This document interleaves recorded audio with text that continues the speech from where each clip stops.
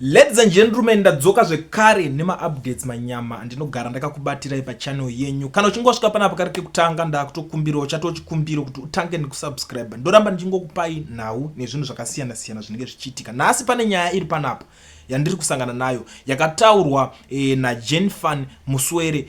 This guy I don't know kuti ma-ministers chavakuda kunyatsotiprovira panapa paZimbabwe chiri chimbori chaizvo kuti kana kuti Zimbabwe it's like if ratofa muri kumba kwavo kana kuti stand yekudheni kwavo yekuti vanongoisa zvavanoda vanongotaura anything. Now nyaya iri panapa nyaya yaGeza yakanyanya kunetsa. So what they are trying to do vakutrya kuda kumisa vanhu vemedia kuti vape platform kuna Geza. Ndo zvinhu zviri kuitika kuti vanhu vafanire kupa Geza platform. I don't know kuti vari kuedza kuti sei, but Zimbabwe, because inini what I know kana vanhu vachinge vatoda munhu iye anongovhurira yake ega platform, vanhu votanga kutofollowa vachiteerera zvinhu ipapo. Now Jennifer Muswere panapa ndo pari kunzi zoni alright, regai choose this one paHerald. Pari kunzi Dr. Muswere urged journalists not to provide a platform for reckless individuals who issue treasonous, inflammatory and defamatory statements violating citizens' rights. Let's respect each other, acknowledging everyone's right. We should support democratic discourse and adhere to constitutionalism.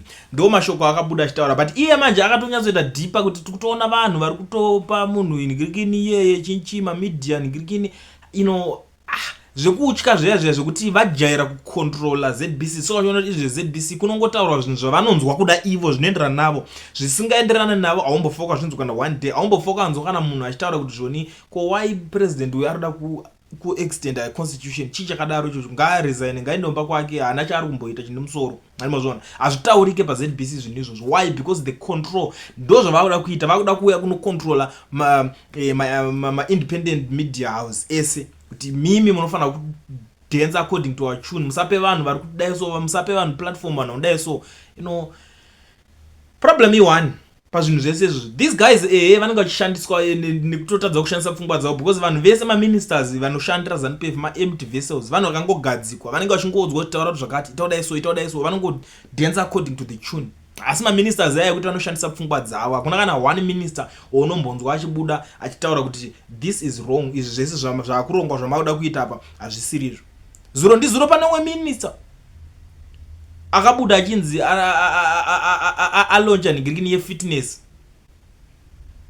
asi iye ndewe kuICT. Hatichataure mazita, ICT yakakura zvayo, but iye ndo ministry kuma-ministries kwavo kwavanotambireko, but akutolonja zvinhu kusatoziva kuti purpose yake yakaisirwa munigirikini chacho ndechi. They don't even know. Vanongoda kungonzi as long as ndiri minister ndongoita chero zvandangoita. Mumwewo minister akativhurira hombe zuro ndizuro muparliament umu achibvunza kuti koma ARV achava rini, macondom chacho achava rini, nemanesi, because USAID yakabvisa manesi ayo, saka achava rini. Akapindura kuti zoni macondom echi endai kumba munogara nevakadzi venyu. Imagine kuti zvinhu zvakadaro zvinenge zvichitaurwa naminister. Anda kuti endai munogara, asi zvinhu zvokuti tirikutaura mafundis kana kuti chii, because nyaya yekunzi ma-ARV anoya rini tirikuona makiu akuwanda, nyaya yekuti macondom anoya rini tirikuona zviribhozi zvirwere zvinozotanga kuzongospread. Haisi nyaya yekuti nyaya yekutamba nayo kana kuti nyaya yekuita majokes nayo. Hazvisi zvese zvokuti vanhu vanofanira kungodairira that idea votanga kusekerera zvinhu zvakadaro izvozvo.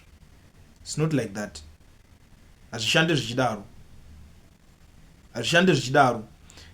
Pane yakanzi presidential nigirikini yemawo veteran house scheme yemawo veteran yaidapuwa dzimba, vainzi vari kuvakirwa dzimba. Pandakaenzwa ndakafara zvisingaite, ende kana makanyatsoteeresa maprevious ndaitotaura kuti kana yakadaro yakanaka, because isusu taitonetsa kana kuti saka munhu akangoenda kuhondo mahara here otodzoka otonzi asunungura nyika oregedza kuwanawo benefit yenyika yake. Because if you look at countries like South Africa, vanhu vasina tomborwa hondo individual shares vanotongovakirwa dzimba negovernment yavo, right? Dzimba idzi vanhu vachitese vachitowana pekutogara. But in Zimbabwe it's a different story. We are talking about vanhu vakatosunungura nyika yacho, vakangosiyiwa vakangodaro. Now ndabva ndashamisika ndichiona chimba chacho chaningirina chikwere chehuku chacho, ndo chikwere chehuku chakangoiswawo mawindo. Look at these guys. Yotonzi hurumende yavakira mawovheti. It's an insult. I was thought kuti vari kuita something chiri better, something chiri good for these people, but look where we are now. ameno kuti kuri kunyatsoendwa chaiko ndekupi kana zvinhu zvakusvika pakudai so. Imba iyoyi ndo dzimba dzacho idzodzi dziri kunzi vakirwa. Mukanzwa pane dzimba veterani vanoda vakirwa dzimba ndo dzimba dzacho idzodzi dzavari kunzi vari kuvakirwa idzodzi.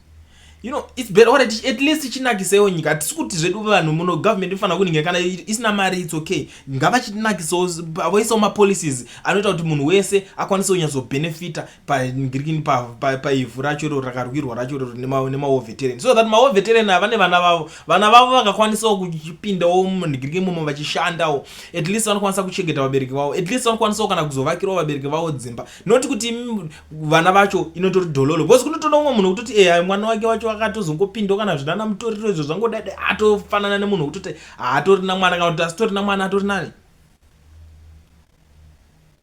Muri yeZimbabwe ndo nyaya dziri panapa pari kupisa. I don't know kuti nyaya idzi munodzionawo sei. Regedzai ndisiye number pascreen mosenda vanoda zvemaaudios. Comment section vanoda zvekukomenda munongonyora ipapo muchindudzawo zvamuri kufunga panyaya iyi. But kana muchinge mune something to say ndoda vanitoni zvekutaura chaizvo number ndakutoisa pascreen idzi mundudzawo zvamuri kufunga ipapo. Man, toshamisika kwazvo nemaoveti aya vari kufara vachiti hanzi tavakirwa dzimba napurezidendi. Vakomana, imba here idzodzo zvidanga zvazvo izvo, zvimatanga zvazvo nezvo zvamuri kungoturikirwa zvidhina izvo, dzimba idzodzo here dzamuri kutaura nezvadzo idzodzo dzamuri kuti tiri kufara nekuti tavakirwa dzimba napurezidendi, zvimatanga izvozvo izvo, zvimatanga kaizvo hadzisi dzimba. Ndo imba yaanogara here iye Munangagwa imba iyoyo? Toimba inogara Munangagwa iyoyo here mimi? Kana muchifara muchiti tavakirwa dzimba, Munangagwa anogara muzvimatanga izvozvo here mimi? Kuvakirwa zvimatanga zvehuku izvo, zvimatanga zvehuku, zvimatanga zvembudzi izvozvo, imba here iyoyo yamukutaura nezvayo, yamukutofara nezvayo? Akomana shandisai pfungwa mhani, itai sevanhu vakaenda kuhondo vakarwira nyika ineyi, haikona kupusiswa so nevanhu vakadai so amana. Iyo imba yamukutofara muchiti tavakirwa imba, ndo imba inogara Chris Mutsvangwa here iyoyo?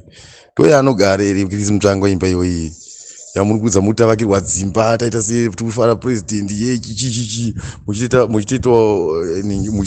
muchitotaura zvisina basa apa. Vakomana, itai sevanhu vanofunga mhani. Isusu tinorwadziwa manje vana venyu manje, nekuti imimi ndimi makarwa hondo ana baba vedu imimi vanomazvoona katine dzimwe hama futi dzakasara mumasango dzisina kumbochengetedzwa. Tiri kune chigumbu zvakanyanya kwazvo mai, tiri kudzimbiwa, tiri kurwadziwa. Imai vanoda kuti wedzera futi kurwadziwa futi imimi maovheti imimi muchitaurira zvinhu zvakapusa kudai so vabereki vedu imimi. Musadaro mhani imimi. Vakomana, chiku dzimba idzo dzamuri kutaura dzimba izvo zvimatanga izvozvo zvamuri kutaura nezvazvo, zvimatanga kaizvo ndo imba yaari kugara iye ari kukuvakire wacho iyoyo. Hamusi muri kubatwa kumeso here mimi? Vakomana, svinurai mhani, svinurai. Hapanapa hapachada kuti tidzokere kumashure manje, hapachatomboda kuti tidzokere kumashure, hatichatomboda zvekudzokera kumashure zvese zvamutaura nezvazvo.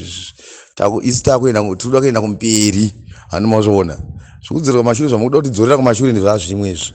Isi totamirira vageza, ndovatamirira isusu kuti tinzwe kuti vageza vari kuti chiku votiudza zvokuita chete, full stop. Tatomira zvinhu zvisvini isusu, hatichatombode vanhu ava, hatichavada vanhu ava ana ziyambisi hama matsotsi mbavha idzi. Vasi muno mukavanava ana ziyambisi hapa mbavha matsotsi chaichaio, matsotsi vasi muno muvana. Saka hatitombodi zvinhu zvakafanana nezvo zvakomana. Gai vanhu vaenda, vanhu ngavarove pasa, vanhu ngavarove pasi. Hatisi kundombonakidzwa komana, mungati isusu komana kuenda kunze kuya kunze kuno kuzotsvaka mafura manyoroka kutambudzika. Vanhu mazvaonaka nyika yedu isi tichitoida, but manje hatina pokusenza pacho, because zvinhu zvacho zvese manje zvinodyiwa nematsotsi aya, zvinhu zvese zviri kudyiwa nematsotsi. Saka aiwa akakomana, musadaro keni, regedzai kudaro.